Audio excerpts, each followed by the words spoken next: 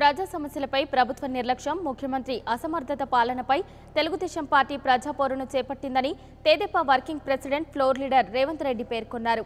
కామారెడ్డి జిల్లా Bhiknoor toll plaza వద్ద party జెండాను ఆవిష్కరించిన ఆయన విలేకరులతో మాట్లాడారు.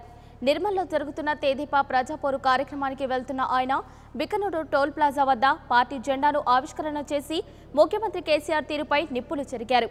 కేసీఆర్ వ్యతిరేక శక్తులందరూ ఏకం కావాల్సిన సమయం ఆసన్నమైందన్నారు.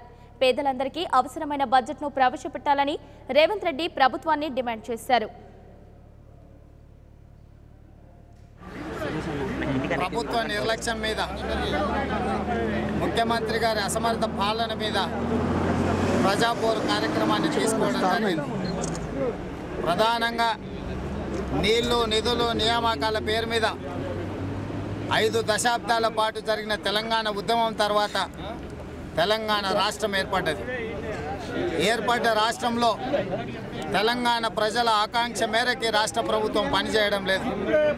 దళితుల కోసం, గిరిజనుల కోసం, మైనారిటీల కోసం, బడుగు బలహీన వర్గాల కోసం ఎవరైతే ఇన్నాళ్ళు అణచివేతకు గురైనరో, ఎవరైతే తెలంగాణ కోసం త్యాగాలు చేసినరో, ఎవరైతే తెలంగాణ కోసం ఆత్మ బలిదానాలు చేసుకున్నారో వాళ్ళ ఆకాంక్షలు నెరవేర్చకుండా కేవలము కాంట్రాక్టులు, కమిషన్ల పేరు మీద, ఆంధ్ర వాళ్లకు సన్మానాల పేరు మీద ఎవరైతే తెలంగాణను వ్యతిరేకించినరో తెలంగాణ వ్యతిరేక శక్తులతో అంటగాగుతూ ఈ రాష్ట్ర ప్రభుత్వం నడుస్తున్నది.